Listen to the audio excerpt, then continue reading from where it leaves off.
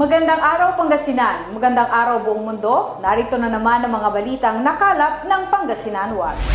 Patuloy pa ring pinaghahanda ng Philippine Atmospheric, Geophysical and Astronomical Services Administration o PAG-ASA ang publiko sa posibleng pagkakaantala ng pagpasok ng tag-ulan. Hanggang Agosto pa umano ang mararanasang mainit na panahon dahil sa epekto ng El Niño phenomenon. Mas kakaunti kasi ang naitalang pag-uulan ngayong taon kumpara noong nakaraan. Ayon kay Greg De Vera, Chief ng PAG-ASA Pangasinan, hindi pa formal na pumapasok ang tag-ulan. Bago natin deklara yung onset ng rainy season, ay mayroon po tayong dalawang kategorya na dapat makamit. Unang-una, hintayin natin makapasok yung southwest monsoon o habagat. Mayroon po tayong 7 istasyon ng PAG-ASA na itinalaga dito sa western part ng Luzon at Visayas. 5 of that 7 station ay maka-accumulate po tayo ng 25 amount of millimeter rainfall for the next 5 consecutive days.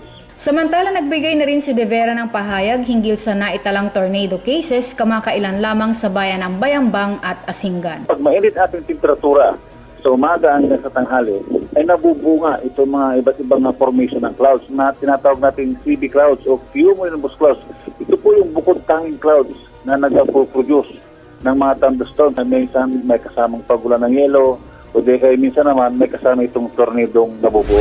Nagbigay ng abiso ang Dagupan Electric Corporation o DECORP tungkol sa bawas singil sa kuryente simula ngayong Hunyo. Ayon kay Attorney Randy Casilan, ang DECORP Legal Officer, ito ay dahil sa magbibigay sila ng refund sa mga customer kasunod ng sobrang pagsingil sa mga consumer mula December 2013 hanggang February 2014. Gumawa ng investigasyon yung Energy Regulatory Commission and nalaman doon sa investigation na yun na yung nasingil o yung naipasa na generation charge sa mga customers mas mataas doon sa dapat na singilin.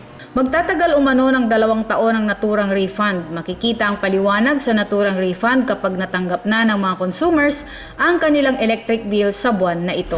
Naglabas na ng resulta ang Civil Service Commission sa ginanap na May 2015 Civil Service Exam, Paper and Pencil Test Examination na ginanap sa iba't ibang testing centers sa buong bansa. Base sa talaan ng CSC, mula sa 157,000 na kabuuang bilang ng examinees, mas marami ang kumuha ng pagsusulit sa professional level na umabot sa 86.92% kaysa sa sub-professional level. Bale, 776 yung pumasa sa professional and 201 ang pumasa sa sub-professional.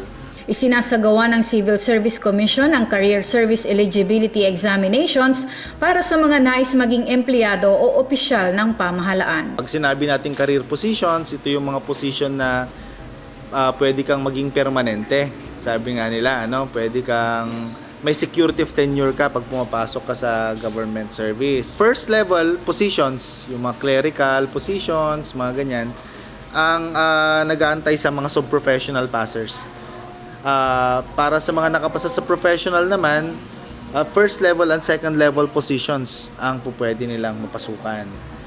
Yung relatively mas matataas na mga posisyon ang mga naghihintay para sa mga professional. Pinagtibay na sa committee level ng Sangguniang Panlalawigan ng Pangasinan ang mga annual budget at investment plan ng Santa Barbara, Urdaneta City at San Carlos City. Pinangunahan mismo ni Santa Barbara Mayor Carlito Zaplan, Urdaneta City Mayor Amadeo Perez IV at San Carlos City Mayor Julier Resuello ang pagpresenta sa kani-kanilang mga annual budget at investment plan. Dahil sa pagkakaaproba ng mga ito, inaasahang magbibigay ng karagdagang trabaho sa bawat munisipyo at iba pang ordinansa sa mga syudad at bayan. At yan ang mga balitang aming nakalap. Ako si Vange Padilla at ito ang Pangasinan Watch. Broadcasting from Pangasinan to the world.